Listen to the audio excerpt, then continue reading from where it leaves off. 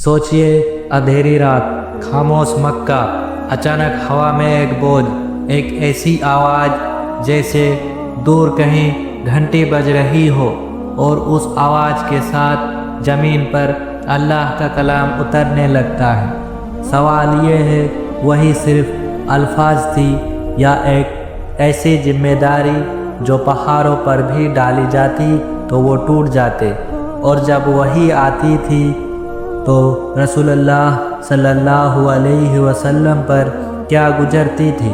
आज हम उस लम्हे के करीब जाएंगे जहां इंसान और वही के दरमियान सिर्फ अमानत थी, और गवाह थी उम्मुल मोमिनीन आयशा रज़ी अल्लाह अन्हा।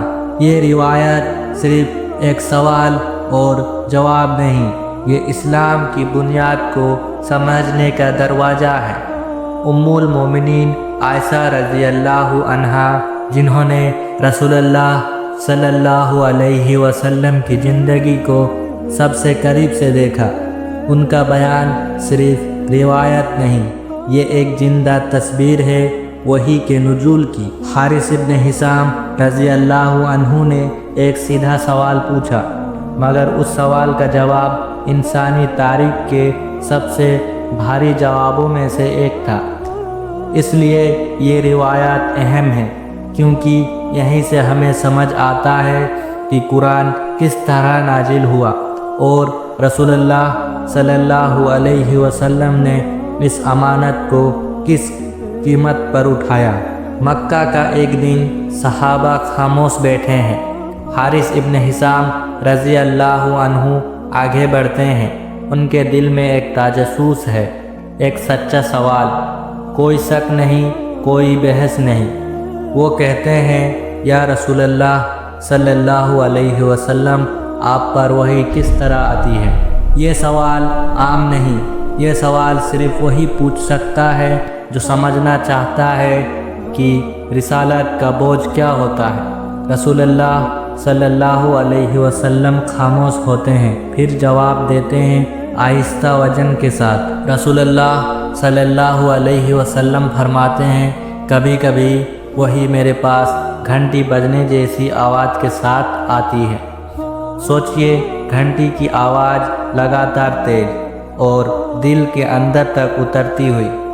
उसके बाद रसूलुल्लाह सल्लल्लाहु अलैहि वसल्लम फरमाते हैं, और ये मुझ पर सबसे ज़्यादा सख्त होती है। ये सख्त जिस्मानी नहीं, ये रूहानी बोझ है, वही का बोझ। कुरान खुद गवाही देता है, अगर ये कलाम पहाड़ पर नाजिल होता तो रेजा रेजा हो जाता, और यहाँ ये कलाम एक इंसान के दिल पर उतर रहा है। उसके बाद रसूलुल्लाह सल्लल्लाहु अलैहि वसल्लम फरमाते हैं, जब ये हालात ख़त्म हो जाती है तो फरिश्ता जो कुछ कहता है मैं उसे याद कर लेता हूँ। यानी कोई लफ्ज़ जाया नहीं होता, कोई हर्फ कम ज़्यादा नहीं होता, ये वही है बिल्कुल महफूज।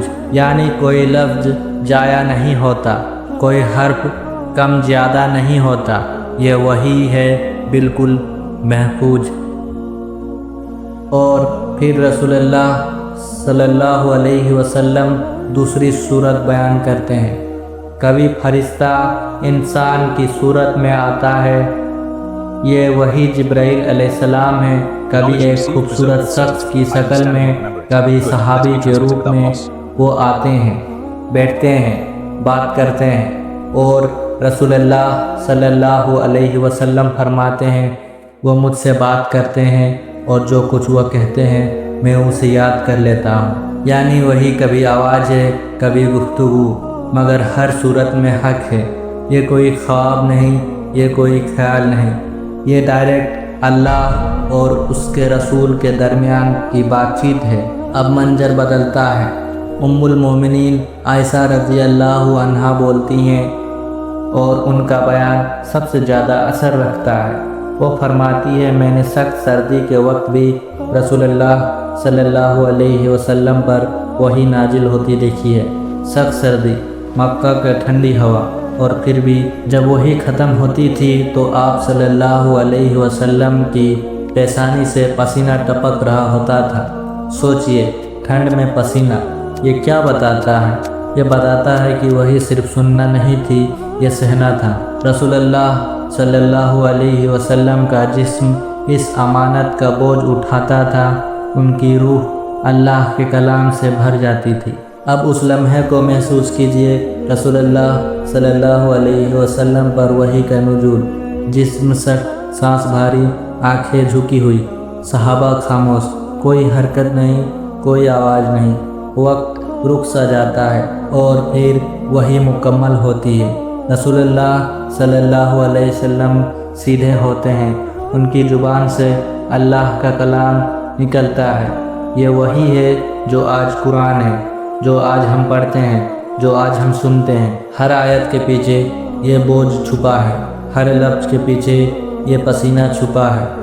یہ مومنٹ اسلام کا دل ہے، یہیں سے روشنی پھیلی، یہیں سے ہدایت آئی۔ اس روایت کا سب سے بڑا سبق یہ ہے، قرآن آسان طریقے سے نازل نہیں ہوا، اس کے پیچھے قربانی ہے، محنت ہے، اور رسول اللہ صلی اللہ علیہ وسلم کی تکلیف ہے۔